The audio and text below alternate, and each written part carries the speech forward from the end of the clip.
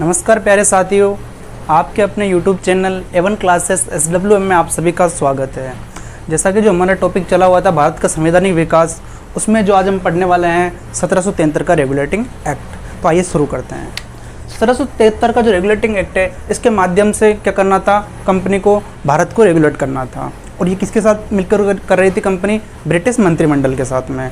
1773 से और 1857 की क्रांति तक दोनों ने मिलकर काम किया। जब छवि खराब हो गई थी 1857 में क्रांति में इसकी कंपनी की, तो फिर ब्रिटिश क्राउन के पास शासन चल जाता है। ठीक है फ्रेंड्स, तो यहाँ पर कंपनी पर संसदीय नियंत्रण स्थापित हो गया था। इसका मतलब समझते हैं हम, क्योंकि कंपनी पर यानी ब्रिटिश जो मंत्रिमंडल है, वहाँ की जो संसद है, उसका और कंपनी का दोनों का सहयोग से उन्होंने भारत पर शासन किया था।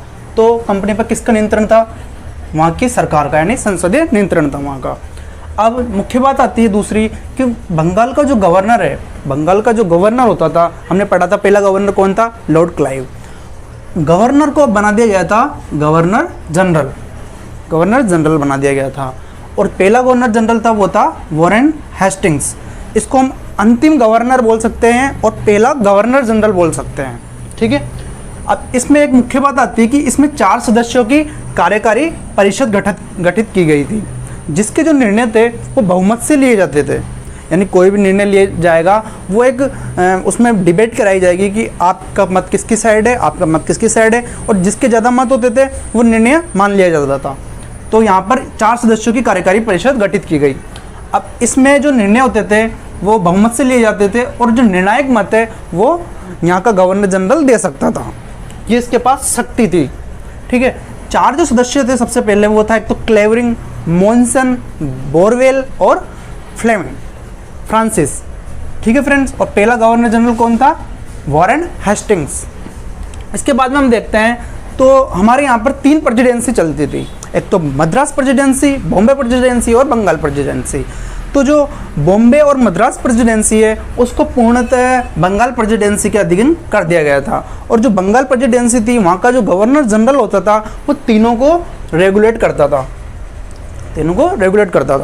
अब इस रेगुलेटिंग एक्ट के माध्यम से एक प्रावधान था कि बंगाल में सुप्रीम कोर्ट की स्थापना की जाएगी। कहाँ पर? बंगाल में। और कोलकाता में सन 1774 ईस्वी में सुप्रीम कोर्ट की स्थापना की गई।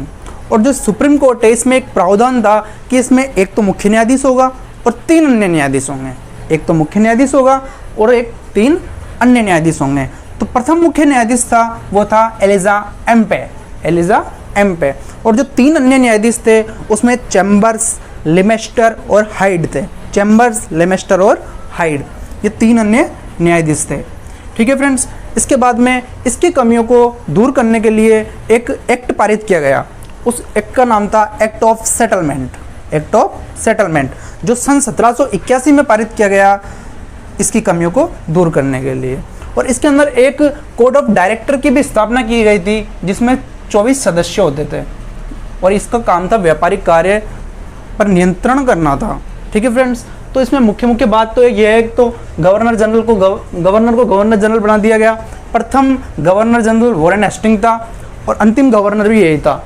ठीक है, बंगाल में सुप्रीम कोर्ट की स्थापना की गई। कब की गई? 1774 में। कहाँ की गई? कलकत्ता में की गई। ठीक है फ्रेंड्स, इसके बाद में प्रथम मुख्य न्यायाधीश एलिजा एम्पे, 3 अन्य न्यायाधीश चैम्बर्स, लेमेस्टर और हाइड थे। इनकी कमियों को दूर करने के लिए 1781 में एक एक्ट पारित किया गया, इसे सेटलमेंट एक्ट के नाम से भी जाना जाता है। तो दोस्तों बताइए आपको ये कैसी लगी वीडियो? अगर अच्छी लगी वीडियो तो वीडियो को लाइक कीजिए, कमेंट कीजिए और अपने दोस्तों के साथ शेयर कीजिए। Thank you friends.